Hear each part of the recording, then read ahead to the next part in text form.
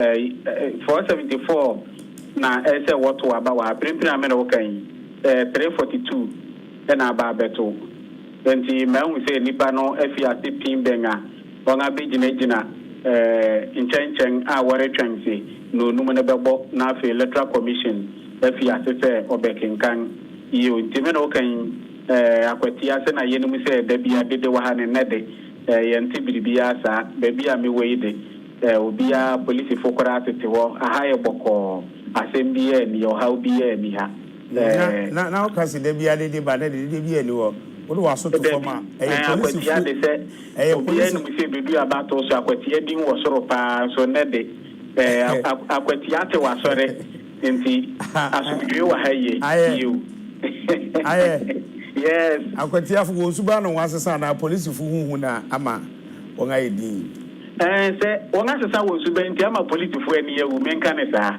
enti politifo ne ba wonga anhye da nya adwuma bi anye to wonga sesa wo suba ama politifo ani yawu nti politifo na ngasa atinti wo sere wo nti enti wonga nya adwuma bi anye biade aso wudwe nko ya abo ne bi ani nti meka si mefa so abo politifo no so aba so wonga wonga adwuma pa wonga ya adwuma wonga gina wona nso ahwe se obi odi afiri bi twemu de wahwehwemu yi pa hwese obi amfa biribi entum nkopirobi yiu wo hwe na se wani munye wonfa no nga to mu ase adu so wiye anta no nga jaawo yan hwe we suban bi wa abato hom se na mu bo report mu nkan ye double voting ne din ni mo peso kwoto aba ho na mu nam ebi apiem mpacho de bi baby a me mafade me hu biribia sa na menti biribia sa na dobo nimpo de so nga nchiro nipa na eto de bia na akenkan no mu no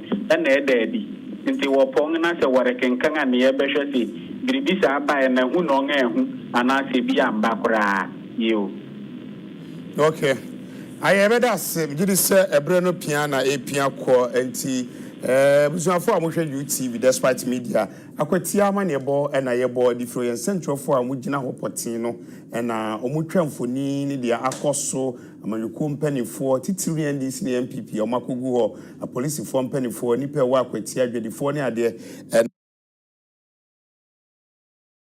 na ye bo akiri ensamade mamo no na sabre ye bra ye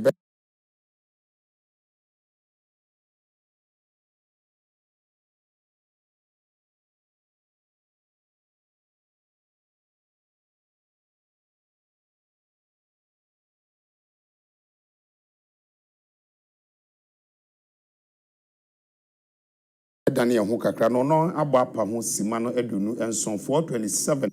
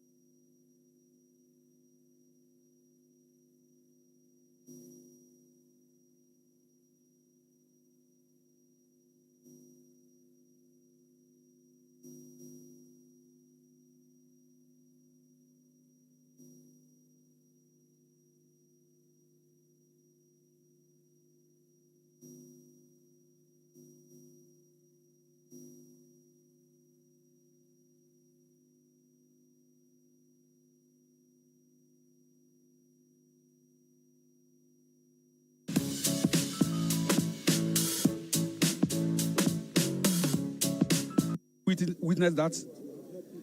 I'm asking you, have you witnessed that situation? Have you experienced? Oh, listen to me. No, like I told you, Chairman, I spoke to some people here. I spoke to some people, and they said that they're waiting for money. And I'm telling you, that is not the situation over here. That is not the situation. Try this 8-minute AI study habit after work. Get ahead of your colleagues and boss. Let's be real. Most people over 40 use ChatGPT. Yes,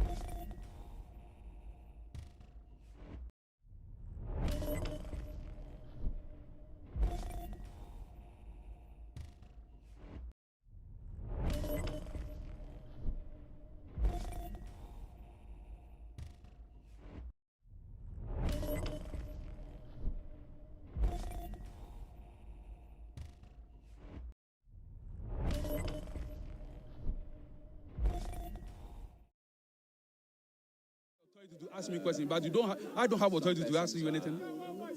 Yes, and I'm asking you a question. Have you seen somebody collecting money before voting? Yes, and I'm telling you that is not the situation. Yes, but you were forcing me to give you whatever that you are thinking in your mind. You expect me to say what you are thinking in your mind. But this is my view. That's what I'm experiencing. So that is not the case. Right. All right, thank you very much, Chairman. Chairman of the NPP in AKWATIA,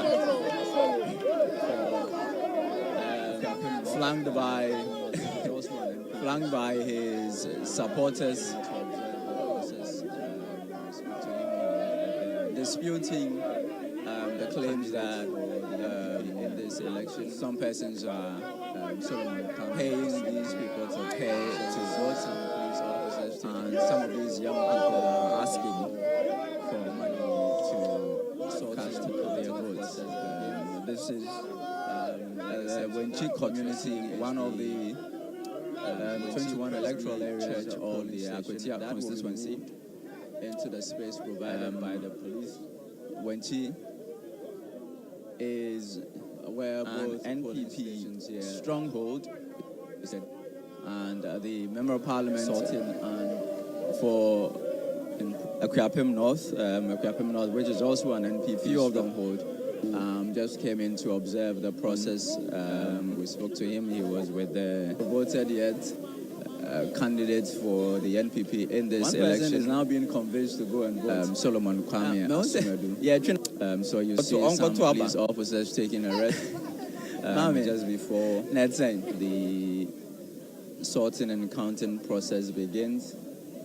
Like I said, so that what you're seeing is the Wenchi Presby Church polling station that will be moved into the space provided by the police, where both polling stations here said sorting and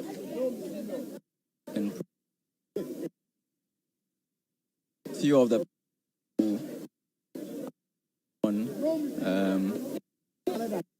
voted yet. One person is now being convinced to go and vote. Yeah, to Uncle Tuaba. Mami, net saying. What to Aba? Oh, okay. Now, but what to and one coffee and son was on back. Oh, my cotton affair is here and a member. Over here,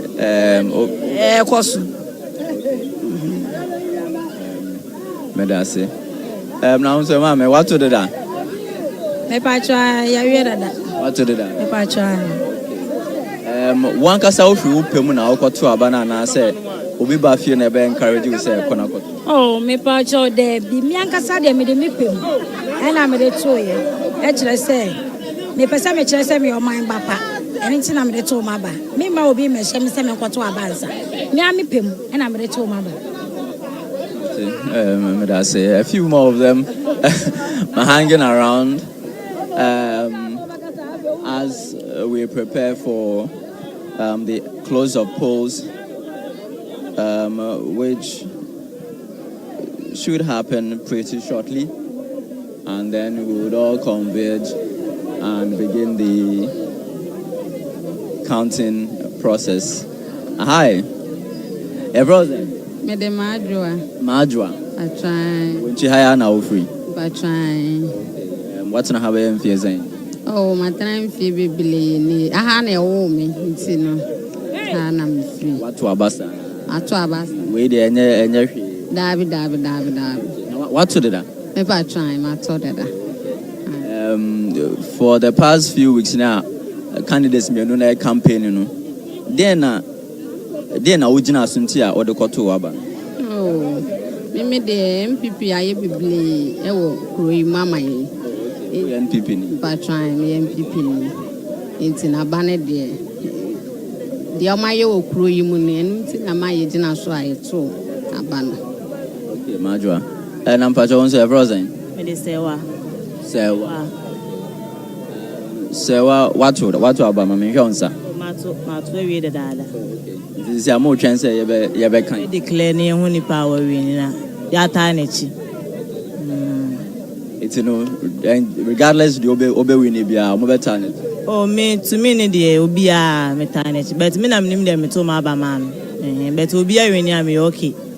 But me to me to both into my you one pen my vote, man. To Obia winnie me okay. Now, I'm in house there.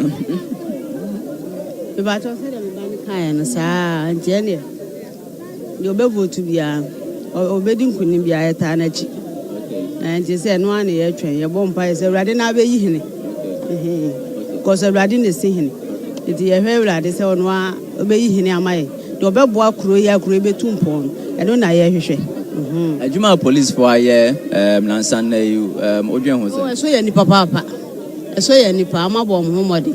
Amanya sanka me mu an be basa nti ye ni so de amaye ye bo ma baso amayade amayade ye ni aso That's him. So essentially all the people I've spoken to asked them about if they voted. Well, they have. They are hanging around for the sorting and counting process. I just asked the last interviewee about the work the police have done here. She says it's been quite impressive. You also heard the MP for AKWATIA North commending the police.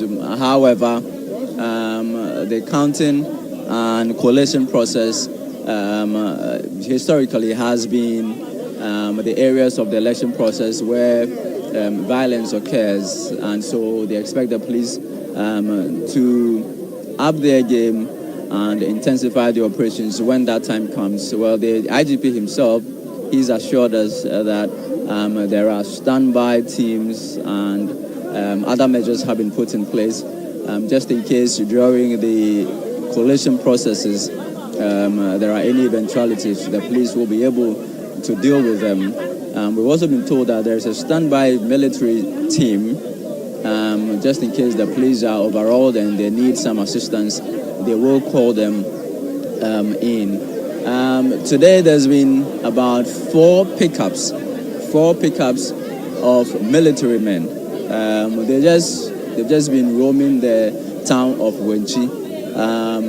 You see them here, you see them there, you see them there. They don't step out of the vehicle. They just keep roaming the town. The chairman is engaging some of the community members, what you see over there.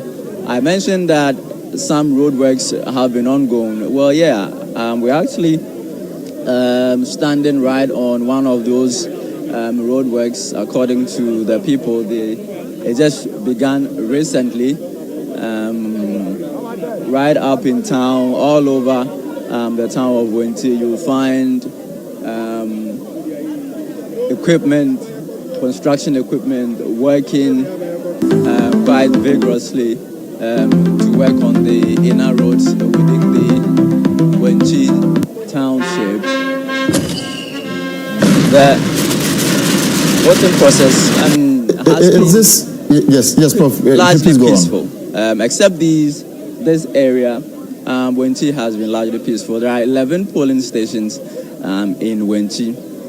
So the other 9, they've done pretty well. We've not recorded any incidents in those areas. But for what happened earlier in the day here, I would say that the process has been quite peaceful. Yesterday, in my engagements with some of these young men, they tell me that they're looking for development for their community.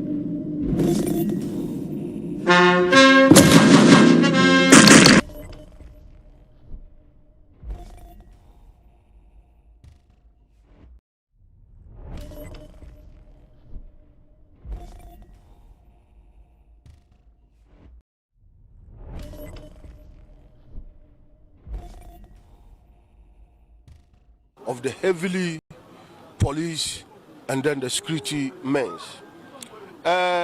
This an unfortunate incident happened in the presence of police, and I am going to send a caution to Azoka. Azoka, he is not above the law. Azoka made a very, very, very devastated comment. He said it clear that today he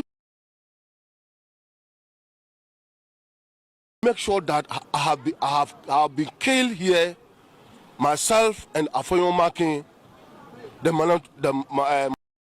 minority leader. That he will make sure that there will be another by-election at Winneba. No matter what, by the end of this election.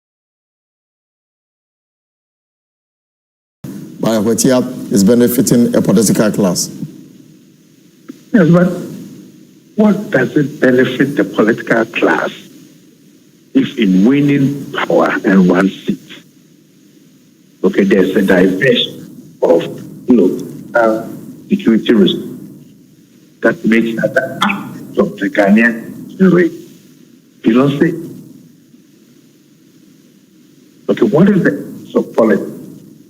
If politics is not driven by values and norms, I mean, whether to count the next of the risk we have placed and said, look, the two political parties must pay because they agree, and so we, because this is not part of the budget when it was paid, either sometime here or later. Okay, it's because political parties go spot when they start to do it. And there's, it's the bill. The IT has to pay for this from his budget. That budget that he needs to do other kind of things out beneficial to the general citizens of the country. So they would handle AKWATIA and made rational choice against other citizens whose lives are in danger. Raises those tactical and ethical questions that we need to discuss from tomorrow onwards. But I don't think this is the way that things must be done. To what extent can law enforcement make this heavy investment at every by-election where that constituency is perceived to be a hotspot? But, okay. But Prof, on the other side, right, okay. No, please go on. Yeah, so my final question, so I can let you go, is on the other side, doesn't this also demonstrate that the police administration, if they really want to work, they would achieve results? in view of what has happened in AKWATIA so far? But what it means is that this result will be achieved if there are no other pressing needs. Is AKWATIA a bigger and a more dangerous threat to the stability and peace of Ghana than cases where 40 people have lost their lives? Is AKWATIA a more dangerous state than what we have seen in Seoul? Or losing their lives? And that's what the answer of the point says, because they have the political. But practically, I mean, this is an oversaturation of law enforcement in one tiny corner of Ghana. Okay? Were we to be in another by-election in a considerably larger constituency, okay, how many men are we going to place there? 10,000? All right. And probably there are other outbreaks of conflict elsewhere. You know, so much as we have had a fairly successful run until now, it is the people of AKWATIA, and not because they were afraid. They themselves decided that we will not continue to be a poster boy or a poster constituency for violence. Right. Prophet, you will notice that most of the talk around violence did not come from the citizenry. No. It came from the leaders of the different political parties who were threatening each other. I've actually asked one of your colleagues to disaggregate the types of words and language used so that when we speak tomorrow morning, we can compare the levels of incitement and the threat that came from political parties and their leaders. Okay. And that is what I've seen. That is not how politics must be done. All right, Prophet. About principles and values. Prophet, thank you very much. And of course, we'll have that discussion after this parliamentary by-election. We're going to take a very short break. And then with just I'm looking at the time, and it's 14 minutes for to close the polls. Some are rushing to cast their vote. The police is gearing up as they wear their protective gear ahead of sorting, counting, and declaration. When I return from this very short break, we will take you live to AKWATIA for the very latest ahead of the closing of polls. Stay put. This is your election headquarters.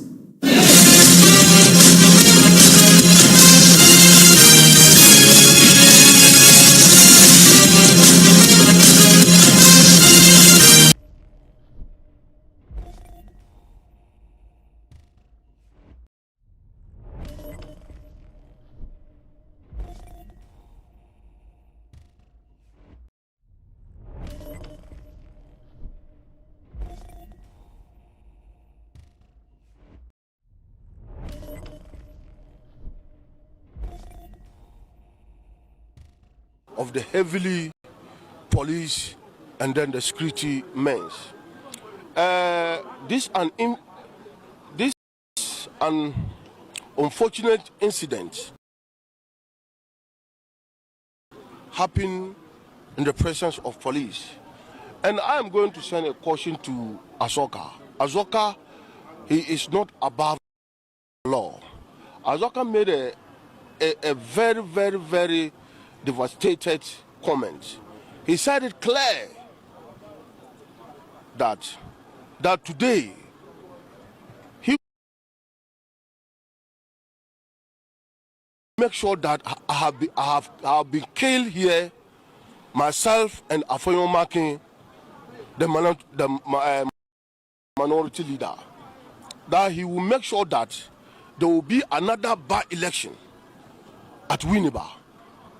No matter what, by the end of this election, myself and Afoyo Maki has to be killed. Not to justify his action, I mean, it is condemnable in all terms. But what did you say in that interview that may have provoked the action? I never even uttered a word against him. You know, when he approached me, I was thinking like we are all political party, we are all nodding. It was a joke. When you heard me speaking at Dagbani, I was saying that, oh, Azoka, you are my brother. So stop what you are doing. I was thinking that maybe it was a joke. I'm telling you, if I knew that. We went there and it's 592 and over 400 have voted and they are still voting. We went to the other side, it's 612. 380 something have already voted. So basically, it's been good here. I was in Top Mine, if yes. that's the name. Yes. The Presby Church, yes. over 536. Yes. Only about 200 have done. That is their stronghold. Who's stronghold? The NPP. So the lower the turnout there is better for us. So it's advantage for the It's NPC. advantage for us. If they cannot whip their people to come and vote, we are whipping our people to come and vote. And we are doing that professionally. So we are going to house. Our people are going house to house, room to room, trying to pull people. You can see old men. We pick them in Pragia and in whatever, bringing them to vote. So it is the responsibility of the political parties to do what we call the GOT, get out the GOTV, get out the votes. So if they are not doing it, I am happy with what I'm seeing in our strongholds. I've been into their strongholds, I've been into our strongholds, and I'm happy what is happening in our strongholds. Generally, it has been the characteristics of every by-election that the turnout is lower. And so this will not be an exception, you understand? But whatever it is, I think that our turnout has not been bad. It's fine, it's good. But finally, before I let you go, there's an argument by the second Deputy Speaker of Parliament that we should scrap by-elections. His argument is one, resources, waste of resources, it brings tension, deployment of security, everything. So we should just find a way of dealing with by-elections instead of organizing by-elections anytime there's an issue in the constituency. This thing has come up severally, but I also have a different opinion. Because the by-election one serves as a barometer to judge the sitting government. Do you understand? Two, it also gives the people the opportunity to say we don't like what this thing is happening. And then also, who tells you that if there's going to be an internal party? There have been internal primaries that has been even worse. So definitely, the party will not just go and say this man should go. There will be a what? There will be internal. A by-election has always been, if there's a word like that, worse. Yes, but the primaries, once the person know that going to primaries is the ultimate, then it will be worse. Then people will be more aggressive, more resources will put in. Didn't you hear of the government that people came and line up taxis, cars that when you win, take it? Do you know the amount of money that goes into it? I agree that it may not be to the scale of the whole constituency, but I think that the by-election is something that we should consider properly. Do you understand? If we have a better way of handling it, fine. But for now, I think that this is the best for us for now. Is NDC winning the seats? I'm sure. Very sure. How sure? Very, very sure. The NPP says it's theirs. Very, very sure. Based on what we have done, based on the work we have done, we are sure. What work have you done? There's no nick and cranny of this constituency that we have not been. So that should tell you we are winning. Thank you very much. Baba Jamal, former member of parliament for this constituency, AKWATIA constituency, former deputy minister of information, and a former deputy general secretary of the NDC, speaking to us there, his observation about the whole process in this by-election in the AKWATIA constituency, and observing proceedings so far. Umaru, let me give you a general picture of the situation here. Sami, before you do, yes. You could just turn 360. The APC candidate who was disqualified is behind you. I don't know if you can grab him. APP, the one in the light. Umaru, come again. The gentleman in the light blue polo shirt is a APP candidate who was disqualified. He's behind you. I don't know if you can grab him for a comment before he leaves. The fair gentleman behind you, he's wearing a light blue. Okay, hi. You are the disqualified candidate, right? Yeah. Sure, Umaru, he's a gentleman. I'll engage him. You were disqualified in this whole process. Sure. Why were you disqualified? Actually, we saw that the work of the AEC was not what they were supposed to do. We actually see that there was some foul play somewhere. So currently, as we are speaking, we are in court seeking for justice. You sought an injunction, yes, to put this to halt this election, but election is going on. Sure. In a way, we are satisfied. Even for the court to give us hearing, we are very satisfied. And the judge make it emphatically clear that we have a case, so we should proceed to the Supreme Court or the Appeals Court for justice to prevail. So currently, as I'm speaking to you, our case is at the Appeal Court, and we are seeking justice. And so, even if there's a ruling election, you think Electoral Commission will be compared to rerun? Considering what the judge said, and actually we are also for it, because Action People's Party, we embody peace, we embody transformation, we embody development, and as it stands, the judge make a ruling, and the ruling was that considering the state resources being used so far, considering what the other parties has put in terms of time, in terms of resources, it will not be in favor of us when we are to adjourn or when we are to put injunction on the election. So we also thought it wise that it is in the state, it's in the interest of the state, and so with that we will agree to the judge. The judge even assured us that we should proceed to have justice, and as I've emphatically stated, we are the Supreme Court seeking for justice. You are not on the ballots, but then how do you observe the process today? Oh, you know, every by-elections, there's some form of tension, but as I'm speaking to you now, there's calmness, and you can even witness it yourself, that everything is going on smoothly. The good and loving people of AKWATIA love peace. The good and loving people of AKWATIA want development. And places where they are chaotic, you can't get this development. So I can say that the good and loving people of AKWATIA are doing so good by voting and making sure that the environment is so calm. So that's what I can say about that. Thank you very much for your time. You are welcome. That was the disqualified parliamentary candidate for the Action People's Party. He wanted to contest in this in this by-election, but then he was disqualified. He was disqualified by the Electoral Commission for not meeting quite a number of criteria set out by the Electoral Commission.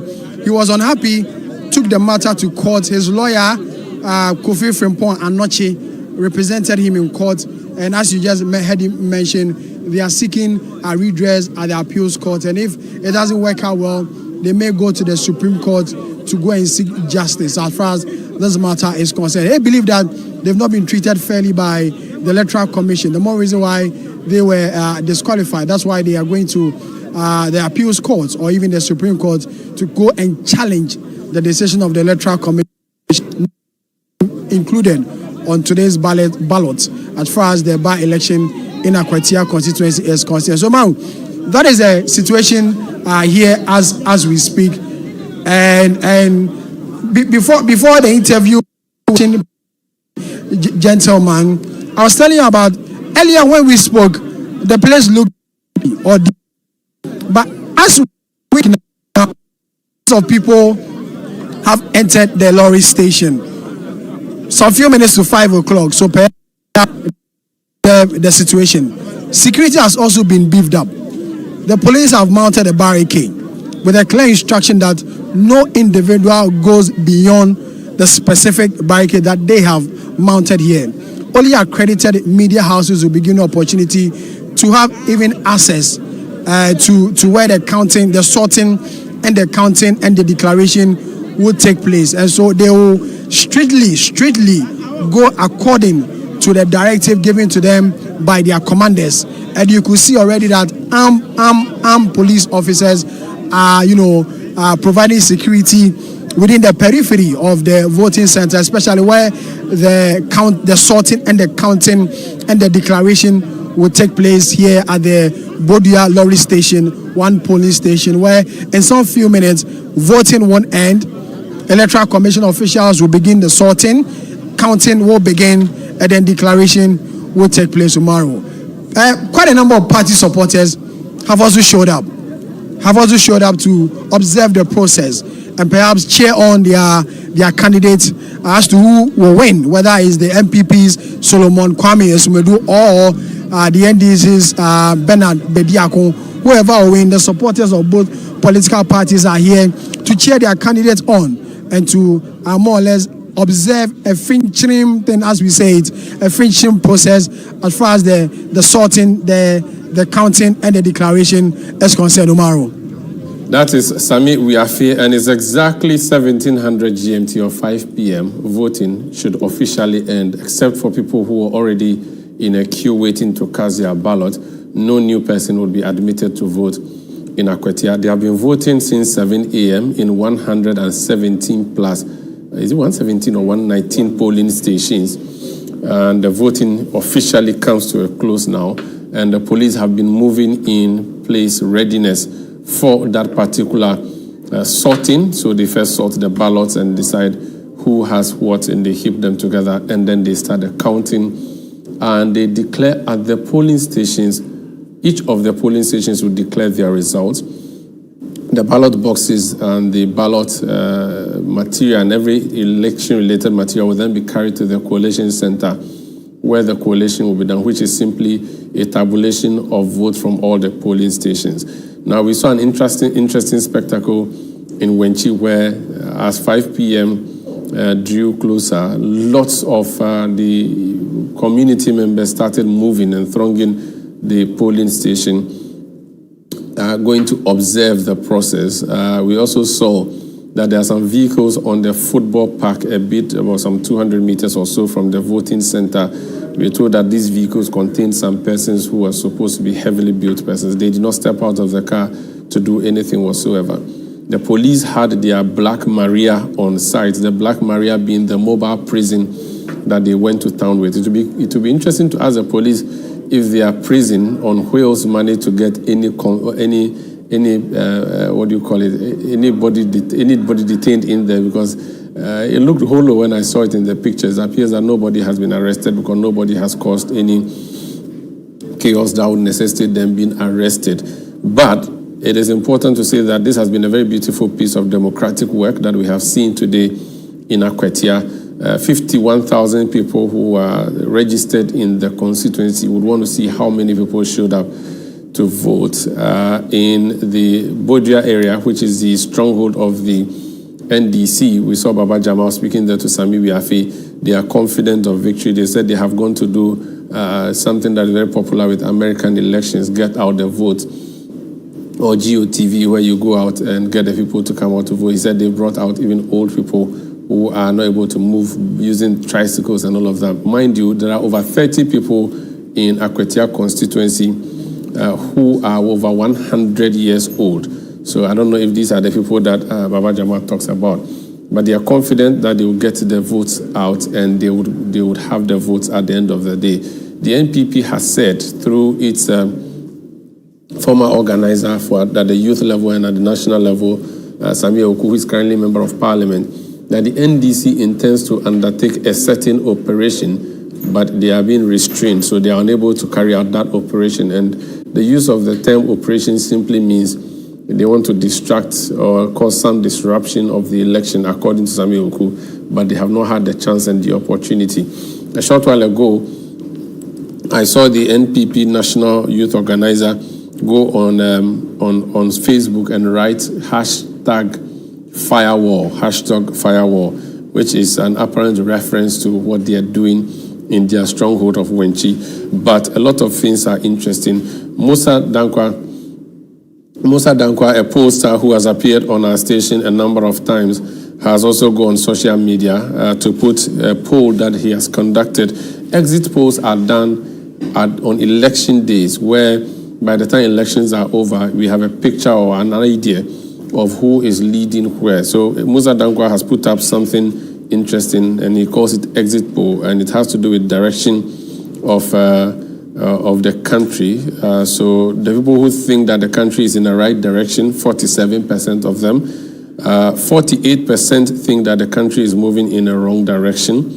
And the people who have no opinion, that will be 5%. So in AKWATIA right now, the exit poll conducted by Musa Dankwa and published 29 minutes ago, Global Info Analytics, suggests that 47% of the people interviewed in AKWATIA say that the country is moving in the wrong direction, while 48% think that the country is moving in the wrong direction. In terms of, so there's a poll on ethnic groups, how they are voting. Then we have religious groups, how they are voting, the exit polls coming through. Then the age groups, AKWATIA exit polls he has done something on that. Then party affiliation, key issues for voters, what are the things that would determine how people would be voting. So these are some of the things that he has put up. As of 8:21 a.m., Musa Dankwa said that they had interviewed 289 voters by Global Info Analytics, and that they have a team on the ground and they are doing exit polling for the people of AKWATIA so far. Fred, I don't know if you have also noticed anything else that you want to share with us. Yes, I think the most important thing in this exit polls are the affiliation of party members who have turned out to come and vote.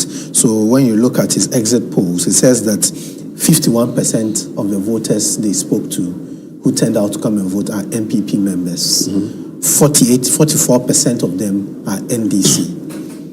3% are floating voters. 2% are other parties, and 1% did not disclose.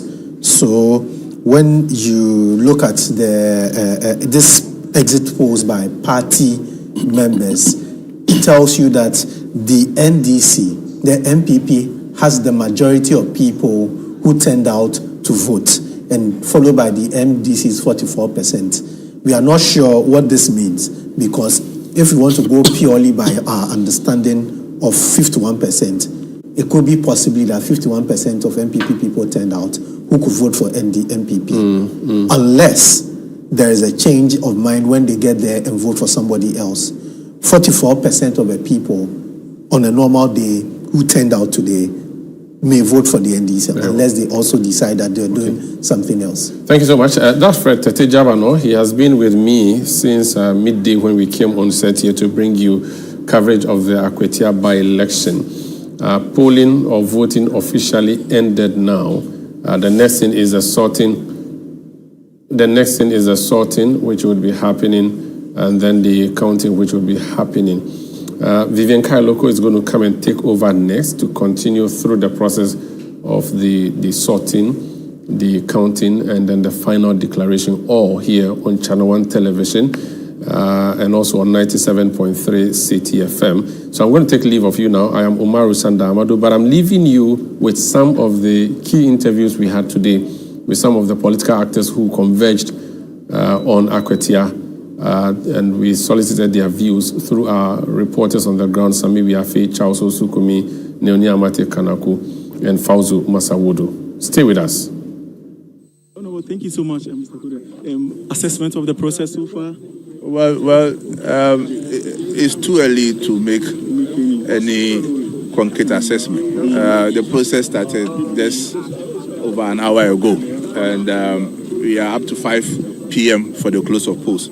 So let's observe what is happening, and then maybe in the afternoon we can make a proper assessment. Yesterday there was a planned, engagement with the Peace Council, but the New Patriotic Party boycotted it you cited reasons for the NDC's representation during that engagement. Shouldn't that be a cause to worry? Why should it be a cause to worry? You should ask yourself, why should it be a cause to worry? The Peace Council sent a letter to General Secretary, invites NPP to come.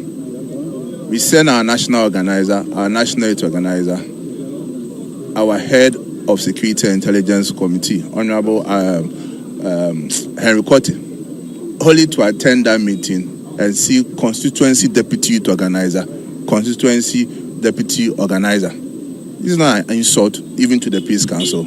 And you are making the statement we boycotted it. Were you expecting us to stay there? Were you expecting us to stay there? Well, I would say that's why we're seeing, for instance, what we're seeing this morning, just a few minutes ago, some, skirmishes there at one of the polling centers. What kind of skirmishes? Nothing happened. It's part of the elections. So they were complaining that you are taking down some posters and all of that. But is it proper for a poster to be at the polling center? Is it proper? Answer me, is it proper? So if something is wrong, it is wrong. It is wrong.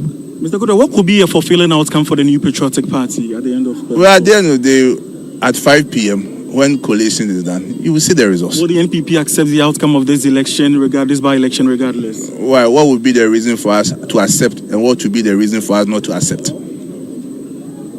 See, you can answer. But what message do you have for the people of AKWATIA? Peace is all we want. Is there a message? Well, certainly we all want peace. We all want peace. No one wants violence, but we will not be intimidated. Have you spoken to the leadership of the NDC already? Because you felt insulted or slighted by yesterday. Why we were not the one who called for the meeting. It was Peace Council. If Peace Council has any reservation or any issues, they should call the NDC. If it was our meeting, then the question you're asking would have come in. But it was the Peace Council that called for the There's meeting. such a high deployment of security personnel. Some say, well, it's an intimidatory tactic. Some are complaining about it. For us, we are okay. Right. We don't have any issues with it. Our supporters, our voters, who wants to go and vote, will vote. And as we are here, have you seen any police personnel intimidating any voter? No. So if you don't have any hidden agenda, why should we be worried about the police presence? Or let the police are here to help in the NDC rigging machinery. If they are not here to do that, then we shouldn't have any issues with police personnel being here. Thank you. Make any effective comment on it, you need to get the details. Unfortunately, I don't have the details. So, Alaji, like I indicated, we still have about 4 hours more to go. What do you anticipate will happen after close of poll? I think I've already said what I expect at the end of polls. That NDC will win the seat. And the basis is very simple. I am sure the people of AKWATIA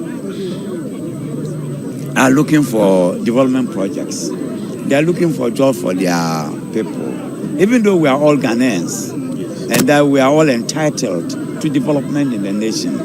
But you know that because of the nature of the politics we do in Ghana, if you have the president belonging to NDC and you have the opportunity to elect somebody to parliament, naturally you would want to elect somebody who would align with the president and his vision.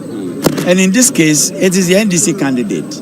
And therefore, my view is that the people of AKWATIA will vote for somebody who will align with the sitting president. But Alaji, when you say so, are you not twisting the arm of the people behind their backs? No, I'm not. Making a statement doesn't amount to twisting. I am just expressing my view. Vote for your candidate because you are in power. We are in power. That's the truth of the matter. Unless we want to twist the truth. Yeah, the truth is that we are in power. And therefore we should, yes, it matters. It matters. We are in majority in parliament. And let me just give a simple analysis. For example, if government budgets to construct about 100 6 classroom blocks across the length and breadth of the country, and every MP goes to lobby. You know, we have about 275 MPs, and so everybody goes in there to lobby for one of the projects. Naturally, the NDC candidate or the NDC MP has an advantage over the MPP candidate. It's simple. It's simple, Chief. If we can satisfy everybody and there wouldn't be any competition, fine. Then we go normal. Yeah, but we don't have that situation. The NPP also says that if you think there's no competition, you have enough in parliament. Why are you so interested in AKWATIA? We want to help build AKWATIA. We want to bring development to AKWATIA. If you talk to anybody in AKWATIA, he will tell you the roads were done by NDC. Water. When I was Minister for Water, Resource, Waste and Housing, I brought the water system to AKWATIA. AKWATIA, Achimda, and Winneba. Their water system was provided when NDC was in power and when I had the privilege to be Minister for Waste and Housing in this country. And the NPP hasn't done anything for the people of AKWATIA. So the expectation is that with NDC in power, they are going to have development. And therefore, it is better for them to have an NDC MP. Alaji, you mentioned Winneba. The minority leader was here earlier. He says that they are mourning democracy following the removal of the Chief Justice. Does that mean that the government of the NDC did wrong with regards to the removal of the Chief Justice? It is the minority leader who is a confused politician. Oh, how are you? He's confused because we went through the processes outlined in the Constitution. For the removal of the Chief Justice, the Constitution clearly defines the processes that one has to go through to get the Chief Justice removed. He should cite a breach. They said there were 3 petitions. The committee presented the first report, and then the government took a decision, which they think that they should have waited for all the 3 petitions to be reviewed before a final decision is taken. Chief, if you are in court and you are charged for 4 counts and you are cleared for 3 and you lose 1, and the one that you lose, you are supposed to go for a prison sentence. The court will not say that because you won the 3, the 1 you must go away. They will jail you because of the 1. It's the same thing. 3 petitions and 1 indicts you, and you want us to wait. That is the thinking of the minority leader. For the sake of transparency, Alaji. For the sake of what? Transparency. We have been transparent. We have been transparent. The report is clear that she must be removed, and she has been removed by the president in accordance with laid down processes of our Constitution. Is anybody going next? Look, wait, let me end up on this one. The president took an oath and said he was going to defend the Constitution of the Republic of Ghana, and that's what the Constitution says. Do you want him to throw that away? Do you expect the president to disrespect the Constitution that he swore to uphold and defend and protect? Is that the expectation of the minority leader? I'm afraid what he is saying rather might be something that all Ghanaians must mourn. Alaji, is there any national officer going out again? Do you know of any? National officer going?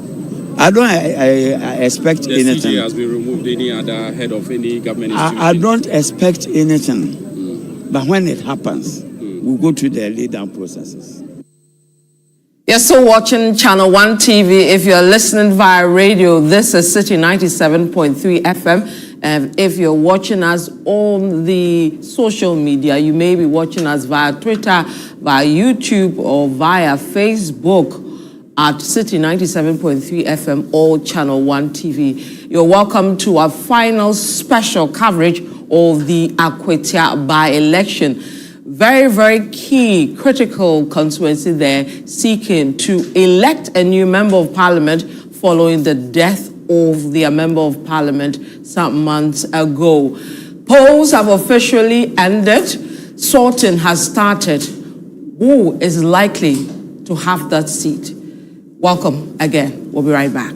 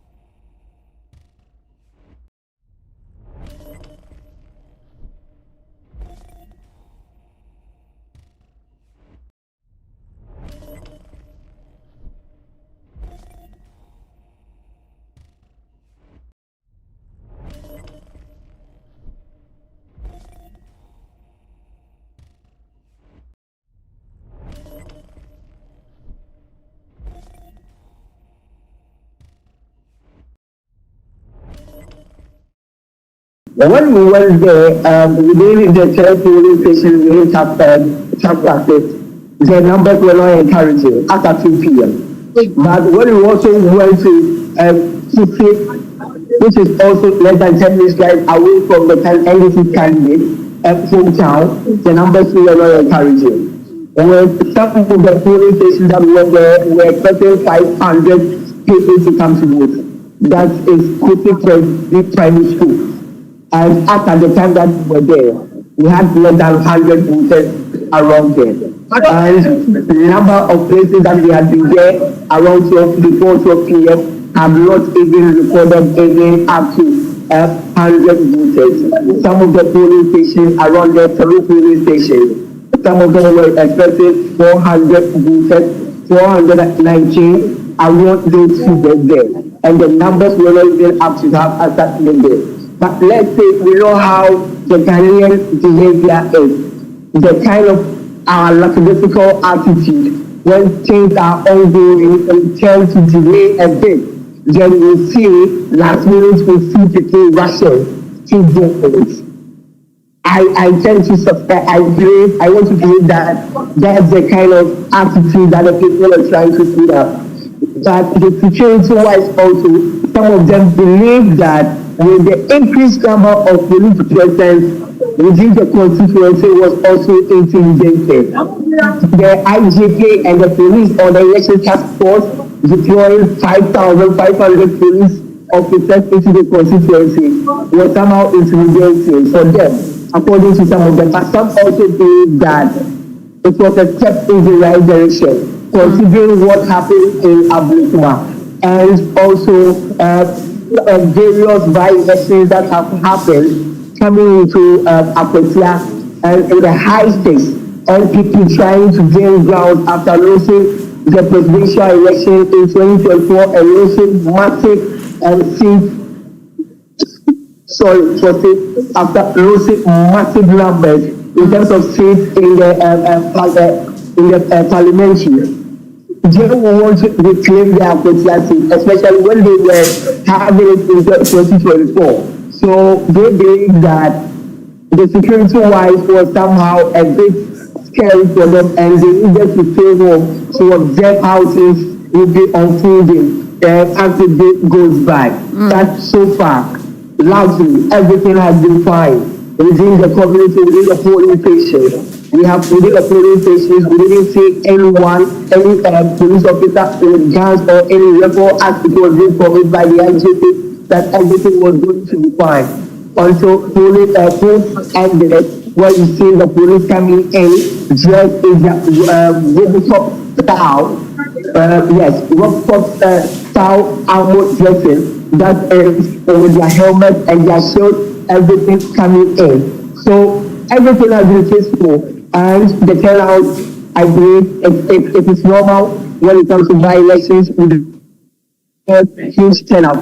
Turnout. If you compare 2016, our voter turnout has been reducing. If you compare to 2020, 2016 to 2020 to 2024, our voter turnout has been reducing. So with the by-election also coming in and what happened in Ablekuma and subsequent commentaries on radio stations and TV stations, I believe that any number that we recorded will be fine. But we are going to have a very like that. Nothing has happened so far. And Collins will be with you throughout, right from the counting till the final declaration of results, because we want to ensure our audience get a feel of what exactly is happening in AKWATIA.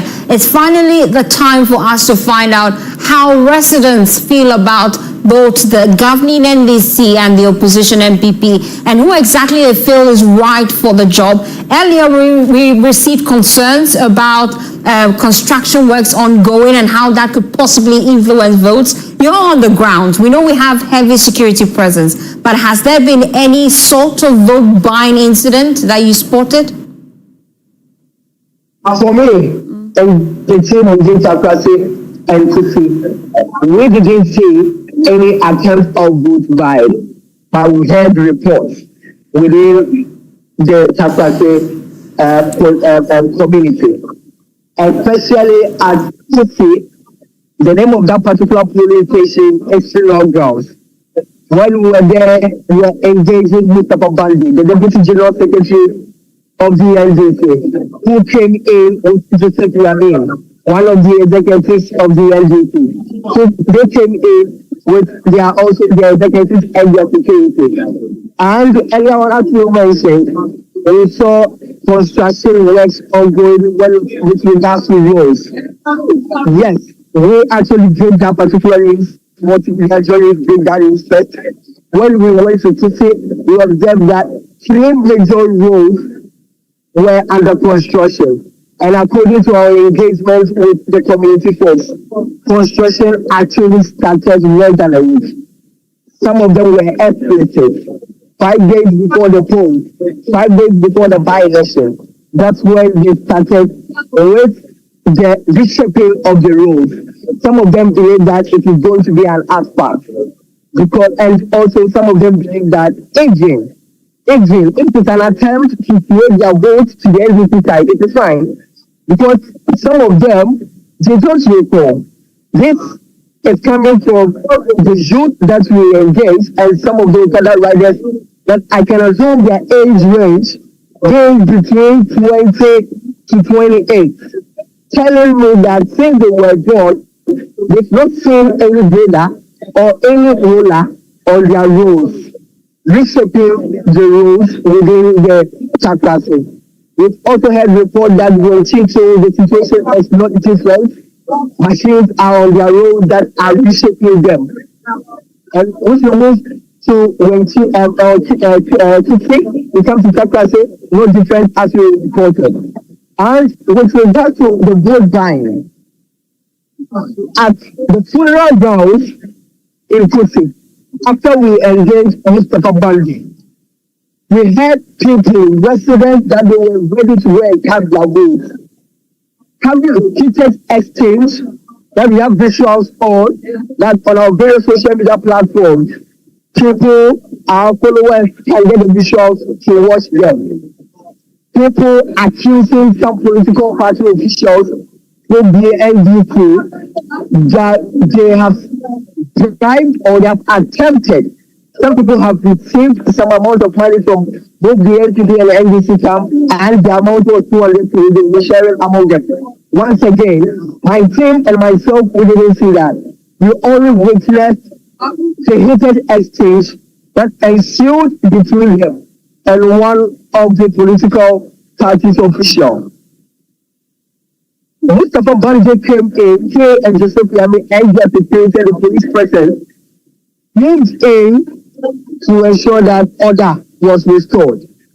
So we spoke with the NPP official that most of the people were pointing fingers at, that they saw him or they saw and also heard paying 200 cedis to some of the people, the voters, to come and vote for the NPP candidate. He denied vehemently nothing of that sort has happened. He has never done that and he don't intend to do anything of that sort. He accused the NDC that it was a tactic, or all these things, all these accusations leveled against him and his party were tactics that the NDC has deployed in a way that they just want to create confusion, then they will pass behind to do whatever that they want to do. But he engaged with Mustafa Bandi and he said, no, they don't intend to do anything like that. As a matter of fact, they believe that they are going to win hands down. They have done everything possible to put in the measures that they deserve to win this particular AKWATIA seat. That is according to Mustafa Bandi.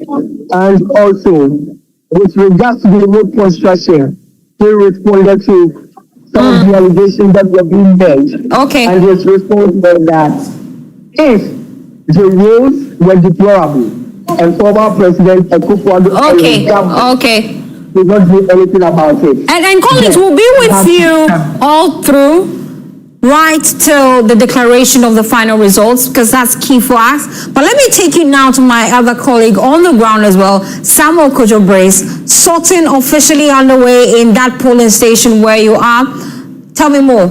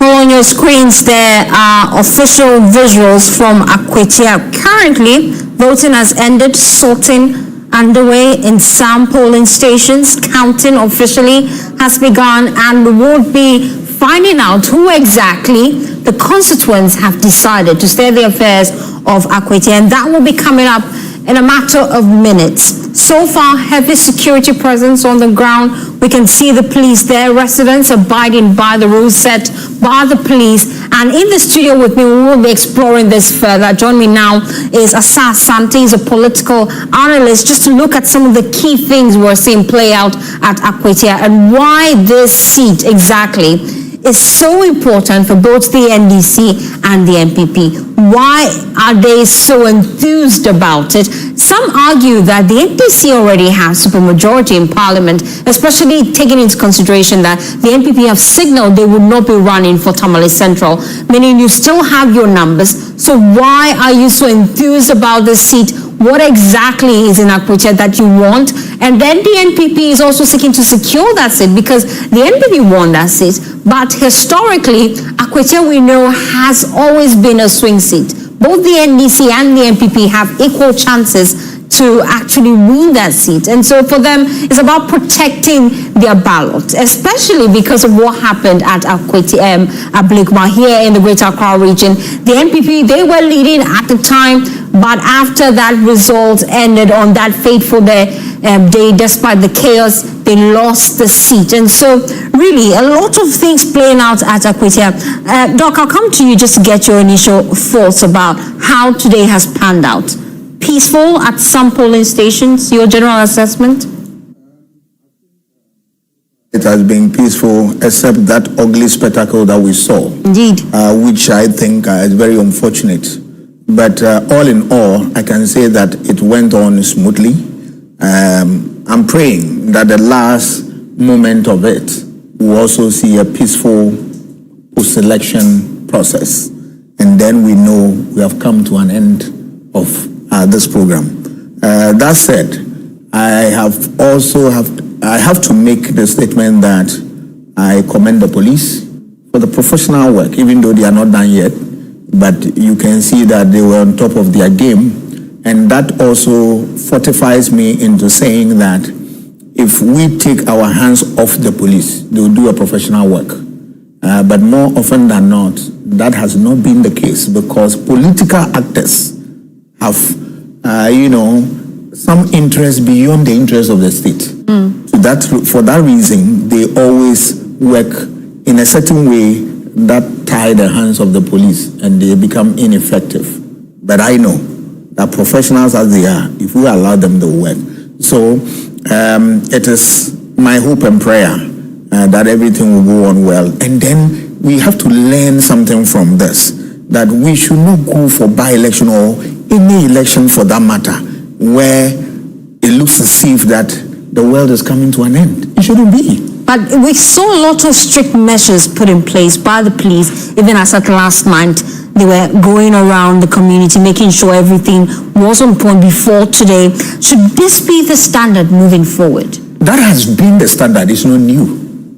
Peace is an important ingredient. I'm referring to the police presence, how heavy it is at AKWATIA. Should this be the standard in every polling station moving forward? Why? Why shouldn't it be? Because it appears this is yielding results. We're seeing the thugs flee from the scene.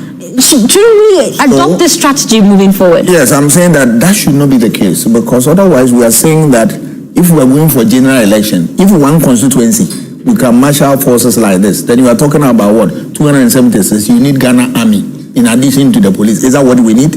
No.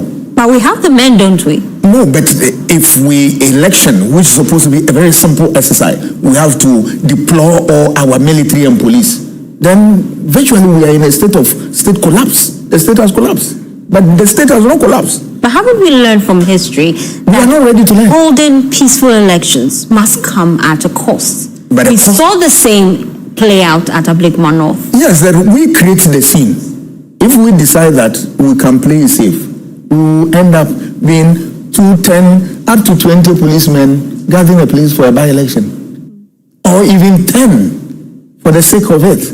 Right? Then we are good to go. You see, I am worried because, you see, anytime we are talking about free and fair elections, people forget about one thing. There are indices for measuring that. And one of it is world peace. Right? You need that. And people think that, going to register, voter education, constituency demarcation, and the rest of them, that is true. But peace is a critical index of free and fair election, without which we will not have any election. So it should be part and parcel of our socialization that we inculcate into people from the word go. That look, election is not do or die affair. It's a contest of ideas and the work you have done, your records. Show me your records and demonstrate to me that you have superior knowledge over the problems that we have and you want to share with me. If it resonates with me, I'll vote for you. If not, I'll vote against you. A very simple matter. And then when you go for election, it should be violent free, because any irregularity undermines the free nature. It becomes something else, not free and fair. But without this extent of security presence in moving forward in subsequent elections, do you think we would actually achieve that free and fair, peaceful process? Especially because although the political parties will not admit on camera, we know internally they have security apparatus that work with the parties, some of whom they use to instigate some of these violent scenes we see during elections. If we're seeing it play out in AKWATIA, that heavy security presence is the way to go, why shouldn't we adopt that strategy moving forward? Is it sustainable? Can the state afford to pay? You can't just put security there without cost. The cost of what? Building, potable water. The cost of fixing a road. If we go on that trajectory, at the end of the day, resources that we could channel into what? Wiping away students or pupils who study under 3. We'll be marshalling those forces for keeping election security. What point is that? It's pointless. All that I'm saying that everybody, it is our committed or it's a call on us to make sure that we have what? Free and fair election, devoid of things like this, so that we know that we are growing a democracy. It's not that we've held a successful election and all that. No. The real issues are what we are witnessing. So without the police, can we have free and fair? No. So it tells you that there is a problem. And that problem is that the political actors, I will forever blame them unless they change their modus operandi. They are the ones who cause this. The cocoa seller, the watches seller, the kinky seller, is this the one who instigate people? No. But the political actors, they are the ones who do it. But we glorify them. Anytime they do, the party has won, hooray, we go back to sleep. The next time, they threaten everybody, and then we sit on tenterhooks, and once the elections are over, we go to sleep. The problem is escalated to another level in the next election, and we sit on tongues. That cycle must be broken, and the time is now.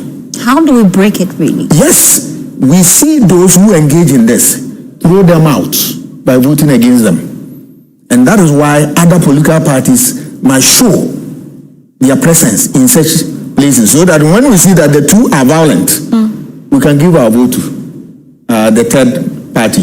And that's one of the greatest concerns individuals have raised, that we're running largely a two-party system in this country. It's either you're going for the NDC or the NPP. The other political parties don't seem to be pulling their weights, are they? I am arguing from the backdrop that for parliamentary, people can afford to give it to what?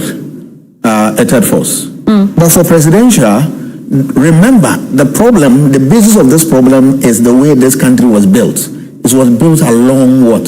A two-party system. the British colonial authority in leaving this country bequeathed to us this two-party system. If you go to Britain, there's two-party. Two-party system means that there are a number of parties in the state, more than one, but only two have what it takes to win power and form government. If you go to Britain, Labour and Conservative, they win elections all the time. It doesn't mean that there are not other parties. Other parties exist, all right? Yes, in Britain, but only these two always win elections. In Ghana, a CPP, which has, found expression in NDC. And if you look at NDC, the backbone of NDC are people who migrated from CPP, and they found expression here. So it's a CPP Dankobuzia tradition with this. Any other group becomes a dwarf party. And the two-party system, other parties, if they don't take care, they don't win power. If you go through the two-party system history in the world, all right, I think in one of the Scandinavian countries, the party ruled for 52 years. Can you imagine? Even in Africa, I can give you an example. You have parties which have ruled for so long a time, two-party systems. And those are the things, if you want to break this, then there must be a conscious effort. One, to make sure that you come out with a law that takes us to what? Proportional representation. Stay with me, Doc. I'll come back to you to make that point. But let's take you back to AKWATIA. Results are already trickling in, and we have some provisional results. But let me take you there live. My colleague Blessed Sugar already engaged in some constituents in the constituency following the declaration of some results in some polling stations. Thank you very much for that. Everything cool. Bibi akokama.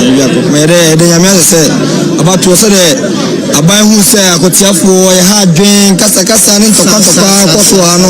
Ami adu mama ne sa. Sanete. Mama ne sa akotia kasa. Yenye basabasa. Yenye yafa. Anye yafa. Nya se lokale wa bana waka.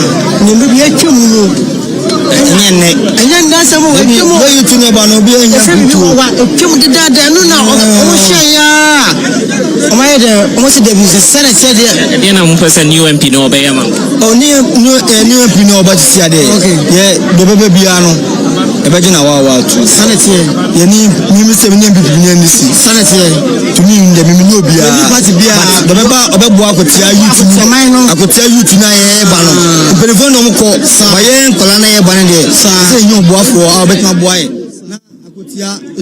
My colleague Blessed Sugar there engaging some residents who are optimistic about how the process will turn out. So far, provisional results are beginning to trickle in, and we'll just run you through some of them.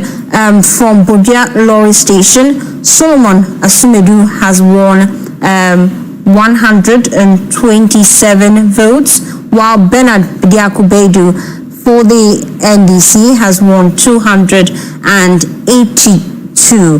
LPG 3, rejected ballots 3. So from provisional results from Bodia Lorry Station, it appears that the NDC is leading in that polling station with 282 votes, while the NPP follows closely with 127 votes. More results trickling in at AKWATIA Lorry Station. NPP 83 votes, while the NDC 333 votes, LPG 0, rejected ballot 1, and that is in Station A.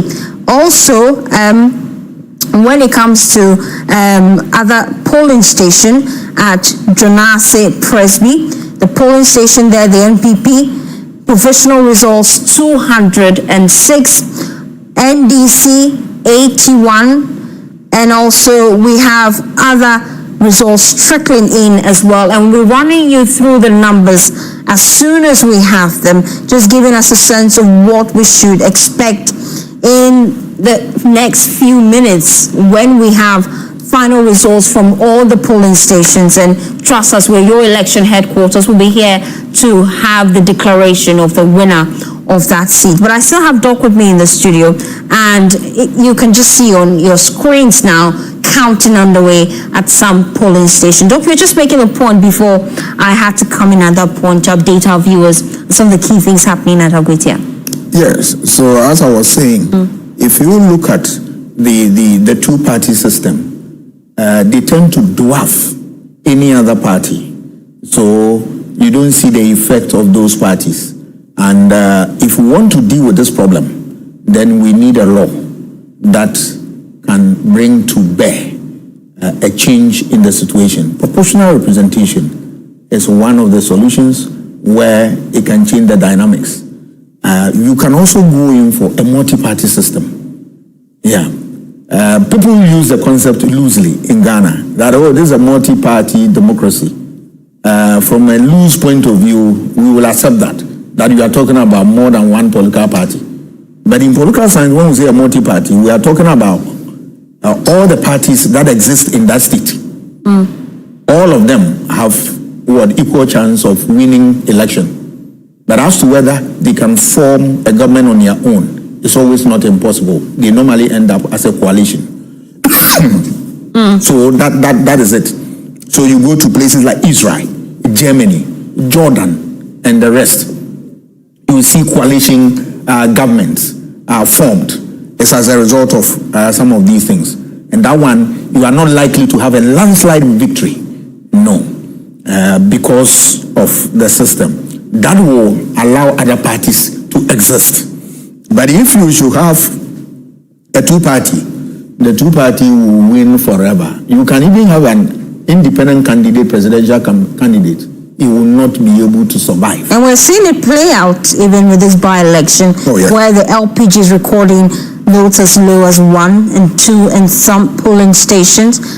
Some of the provisional results still trickling in. New Wenchi Presbyterian School A, NPP 314 votes, NDC 107, LPG 0, rejected ballots 7. Some provisional results just trickling in, and we'll be bringing you that update as soon as we have them. Our correspondents are on the ground. Officially, counting is underway at AKWATIA. Now, my colleague Samuel Kojo-Brace is on the ground, just join us live from one of the polling stations there at AKWATIA. Kojo, what can you report?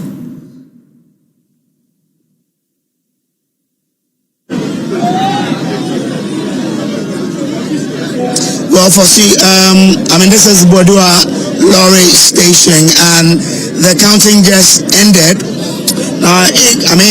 The NPP, as I spoke to earlier, they were telling me they are looking at maximizing their vote here. But, when we're expecting some 612 people to cast their vote here, at the end of the day, the NPP recorded some 111 votes, as against the NDC's 323 for the NDC, with 2 rejected ballots. The LPG had 0. Here. So at the Bodua Lorry Station polling station, the NPP had 111. The NDC, on the other hand, had 323. LPG had 0, and we had 2 rejected ballots. So that is what we just recorded here. The counting is underway in several polling stations, and so we'll be getting the results and bringing them to you on Joy News. Frosty. Indeed, Kojo-Brace, we're on the ground, and we're bringing you all the live visuals that we have, just painting a picture for you as to what exactly is happening at AKWATIA. Some provisional results we have at Apinamam LAGHS polling station. NDC 144 votes, the NPP 182 votes, LPG 2 votes, rejected ballots 6. Doc, it appears that we would be on the grounds throughout, just to give our audience a sense of what is happening. So pardon me if I have to come in every now and then to take them live on the grounds. But then, why is AKWATIA really such a big deal? AKWATIA is a big deal for this election for 2 reasons. One, it is a test of the resilience of the NPP. And it is also a test of the declining popularity or goodwill, if you like, of the NDC. Okay. Yes. While some people are looking at it that, look, are MPP resilient to weather the storm You are dealing with a party which has already, 184 minus Tamale Central, 183. And they are still soldiering on. Can you withstand that? Do you have that capacity to resist that? And then you flip the coin. The NDC is also here in there. People are looking at it.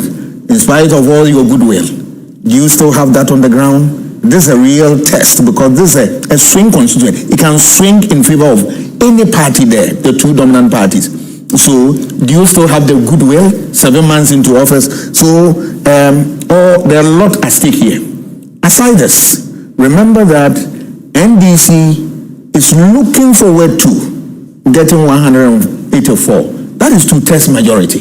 And you know what two-thirds majority can do in Parliament.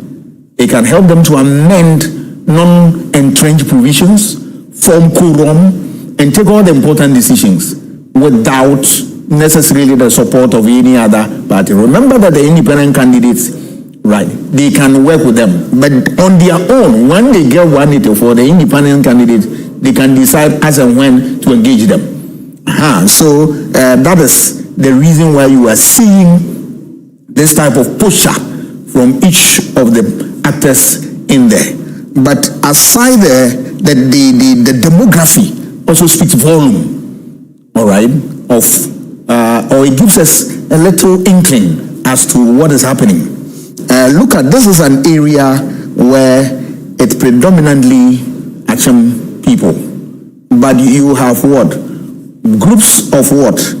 Groups coming from what? The background of others, about 17%. The accounts there about 66%. The others about 17%. The Gadangwe about 17%. And other groups about what? 11%. It gives you a sense of what is happening. And if you look at it from the backdrop that this is a place where mining is rife, it is important to know that even though mining is rife, the main large-scale mining has gone down. That is the Great Consolidated Diamond Limited, because of what?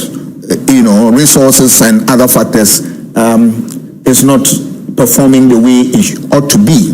But that aside, we have small-scale mining and galamsey activities going on. Besides that, they also boast of a very proud hospital like the St. Dominic Catholic Hospital, one of the best secondary schools there, St. Rosie's and all that. So it's a place that attracts a lot of people. And then that has also changed the dynamics. So when you have all these things, in addition to what we call enclaves within stronghold, Eastern region obviously is a dominant area for the NPP. But we have enclaves within Eastern region that they always show what? Swing, results. And this is one of the enclaves. And enclaves results always create a certain type of picture which is playing out here. Go to Asanwase, in the belly of Asante, and then you have Asanwase voting the way they do for the NDC. And this one also a swing. So these dynamics, we will continue to see that. But all in all, one thing is clear, that people are voting mostly for what? The economy. In the area of what? Economy, which has found expression in what? Development. If you look at the Info Analytics report, they are saying that the top consideration of voters there for this by-election is what? Development. Yes, because AKWATIA really mostly thrives with mining and what have not. And for decades now, that industry has stifled because of some of the factories there are not operational. And they're looking forward to an administration that can turn their fortunes around. But I'm wondering how this election would give them that change they're looking for. Because historically, from as far back as 1992 to 1996, the NDC held the seat. 2000, 2008, the NPP held the seat. In 2012, the NDC held it. 2016, the NPP. 2020, the NDC. And then finally, 2024, the NPP took the seat. So we've had both political parties given equal opportunity to actually rule this constituency. And unfortunately, the jobs they're looking for, the community development they're looking for, still hasn't arrived. So what's different this time? What's their guarantee that either the NDC or the NPP can give them that promise that they are always looking forward to? They have no option to turn to apart from these two. That is why we are seeing what we are seeing. Otherwise, the best to reject the two, because what we are looking for, we don't have it. But the alternative is non-existent. That's the problem. All right, and that is why you want to also develop other individuals or other groups so that in event of this nature, they can step into the shoes of these dominant parties who have never given them any development. Because if development is what they are looking for, and up to date they don't have it, and on what basis are they campaigning? And if you listen to their campaign, NDC campaign, oh, vote for us, we are in government, and we will provide what? The development. And I ask myself, everybody, if you read the Constitution, I think Article 35 areas there, it gives you a sense of what this state is looking forward to. That every portion of this country needs a fair share of the country's development. And so infrastructure development we want to see at everywhere. And they are saying that, oh, we are in government, so vote for us and we'll be able to give you development. Are you saying that those in opposition can't develop an area? What is the essence of the common fund given to them? And it's shocking that the NPP actually won that seat. And Escombe did an amazing job with that seat because the NDC overwhelming victory with the presidential elections. And so you would expect, because that seat was initially an NDC seat, Henry Boachi held the seat for the party, but they were able to turn the fortunes around and take over that seat. I'm sure that is why the NPP is bent on ensuring they maintain the seat, even though it may not affect their numbers in parliament. Oh, you need to, a place which is swing, you have every reason to compete and compete well, so that you demonstrate your mettle to the people that you are still what? In business. Otherwise, you'll be forgotten in no time. And for swing, one disadvantage is that if you don't show your presence and you lose out, the other party takes advantage forever. And you going back becomes what? A problem. So political parties are very careful of this. And then they put in their all to make sure that they get the results that they want. It's a real toss-up. It's a real toss-up. And so toss-ups, you can understand these dynamics. But it goes also without saying that, look, all these things we do, but every time we go to AKWATIA, it's always, we are sitting on tenterhooks. That must cease. Why violence? Violence. Why? And I will always urge the people of AKWATIA to resist that type of temptation, because political parties should not use that land for their theater, where they foment trouble, they create problems for them, and they run away to their various constituency and leave them what? Suffering. No. We must move away from that. Having a high election security, we should go down on this, and that is when we are able to internalize the information that we need free and fair election that is devoid of what? Violence. Indeed. Irregularity. Doc, stay with me. I'll come back to you to just make that point. Let me take you back now to AKWATIA. My colleague Blexus Suga is on the grounds engaging some residents. Results are trickling in. Blessed, what can you report? Ballot box mi ati mi enu. Suna nowo. Tonto wa. NDC afa one. NPP afa one. O kwa AKWATIA Roma. Yenye 200. Omo yenye 60. Suna nowo. Ada na NCSA. Your mama 24-hour economy no. Anya juma. Ye pemputu o. AKWATIA owa ikade betu AKWATIA. Ene kade fani tu ma pefra. Yani AKWATIA ye. Mu kwa muti AKWATIA no. Na mu fi se ye kura. Yani namdamo so. Eti ye besra. Asa trofo. AKWATIA mai. Yenina ye bo se. Ye di asejo mama and yonyam yadamasi. Yafrabe Zachary Abdul Moment, popular known as Otompo Yoyo, Assembly member from Kwantanai Ahimblonum electoral area. How do you feel about it? Oh, as for the distant election, there is very smoothly. How people even this year, this place, when we have been voting like this, you do something. People have been even fighting here because of the police people. As for that fighting has been. So everything is cool here. This voting here, let's thank Almighty that things have been moving smoothly for the AKWATIA people. What do you want the new MP to do? The new MP there, we trust him because even he has not done the MP before, but he has been helping the people. So he's going to make and do something for the AKWATIA people here. Anything you want to share with the people of AKWATIA? Oh, nothing. Yes, we are just happy. Your friend says the 24-hour economy will start from here. Yeah, the 24-hour economy is because of this voting here. I'm sure we have been going to get the 24-hour economy here. Thank you very much for that. Oh, everything cool. Oh, maybe I come on. I say about to say about who say AKWATIA for a hard drink, kasa and toka koso ano.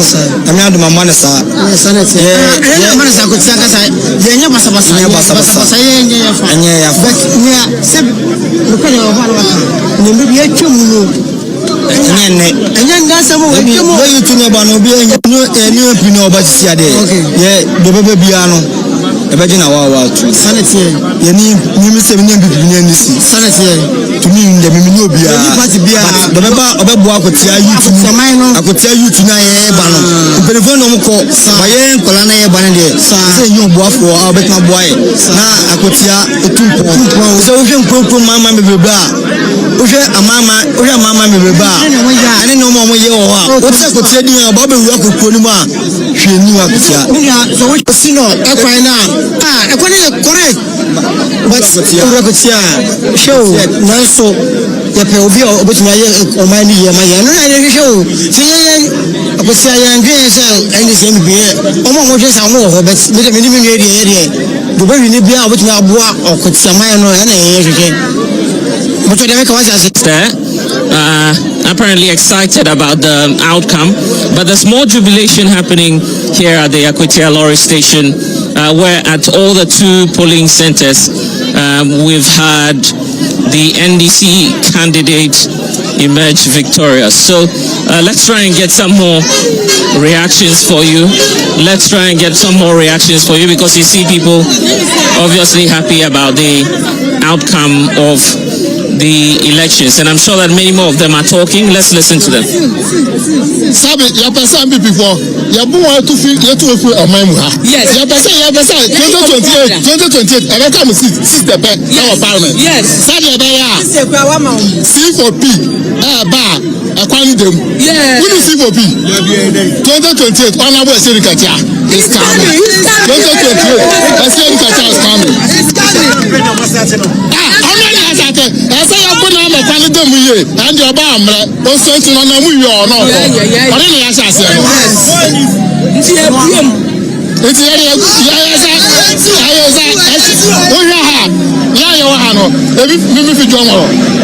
what again? Kaswa. I want to say yes. Kumase. Do I get any Abahano?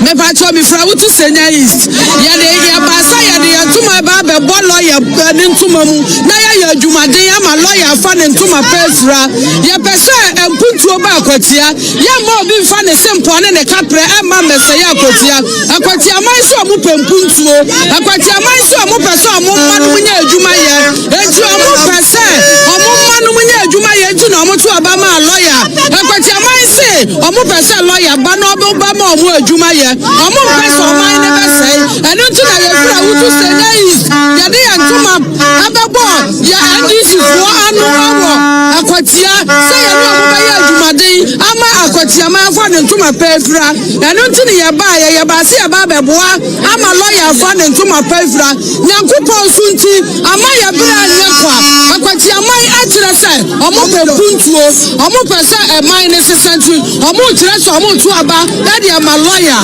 enu amu na ya ji ani ne ya say si ya ji ani because kunimudi na ba do mama bosha na o say Ghana fo no oba ba ye adwuma eni tumu hu ya eni ji ani nyina ye enkunim aya ba beboa ama kwatia ma ya wi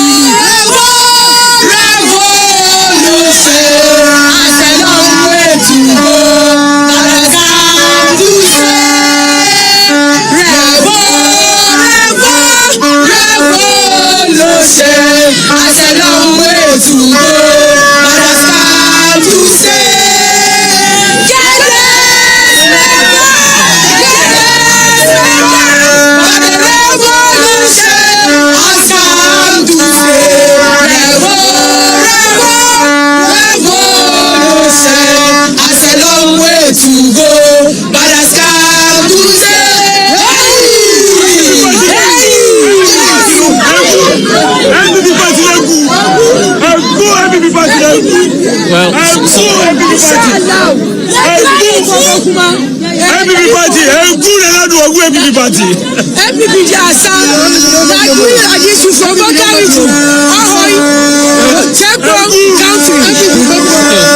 so let's hear from more people. You can see that there's jubilation now in some parts of AKWATIA. Obviously, they're happy at the outcome of the election. Blessed Sugan reporting for Joy News, AKWATIA.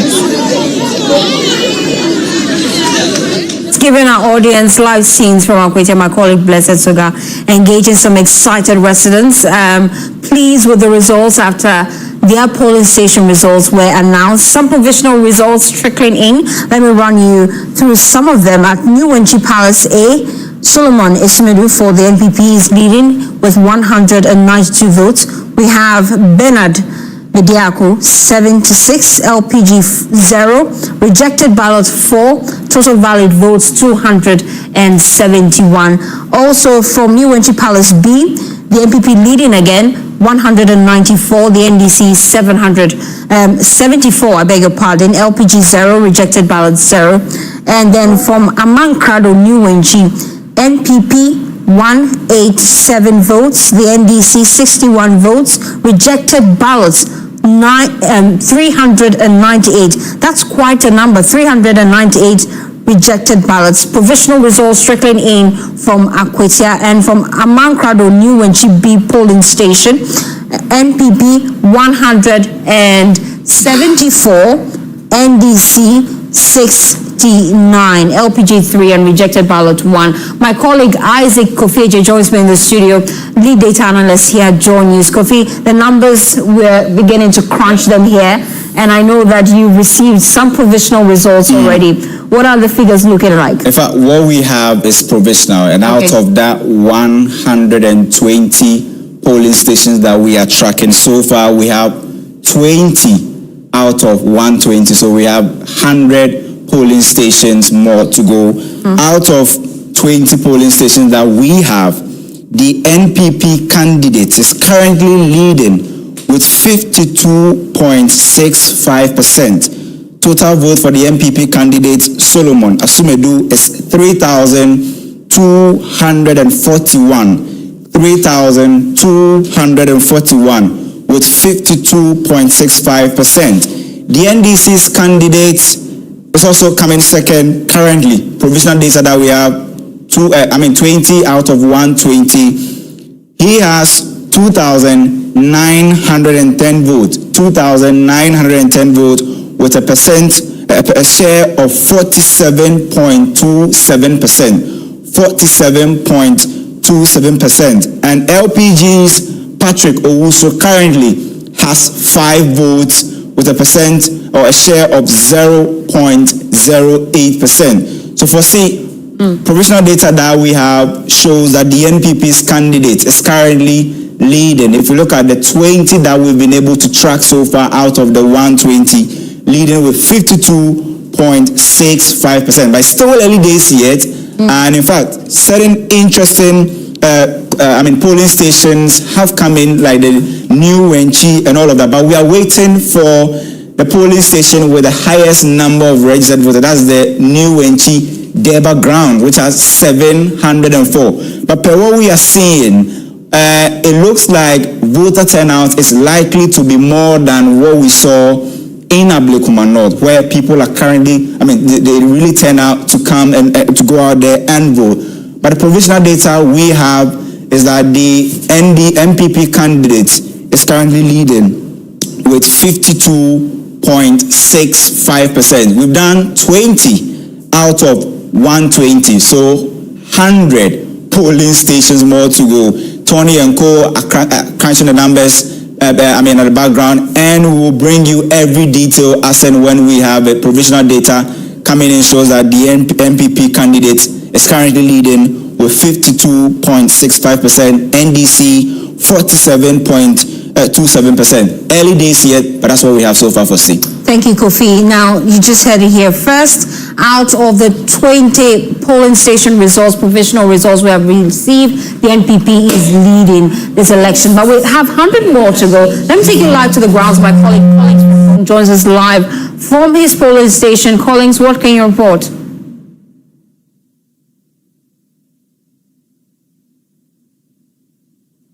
Collins, I can't seem to hear you. You'd have to position rightly and just give us updates from the polling station, where you are, what exactly is happening, results in already? So the counting and everything is done here at the Deba Ground in AKWATIA, where the parliamentary candidate for the NDC hails from. And this is the results, the official result that we've received, confirmed from the EC. Solomon Asumedo of the NPP had 107 votes. And also the NDC candidate Bernard Bediako had 293 votes. And also the LPG candidate also had one, with 4 being rejected votes. So this is what has happened here.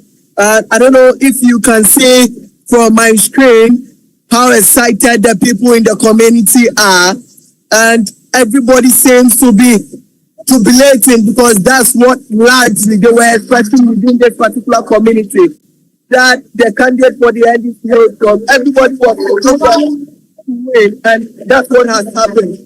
Another result that came from our constituents from the Chakra State North, where the NPP candidate had 90 and that of the NDC had 230. So that polling station is part of the 10 polling stations within the Chakra State community. So right that we are done with the Deba Ground at Chakra State, we are moving to the other polling stations ahead of us, and also head towards the community day senior high school across Chakra State, where the NDC candidate Bernard Bediako also voted. Firstly, this is what has been happening over here.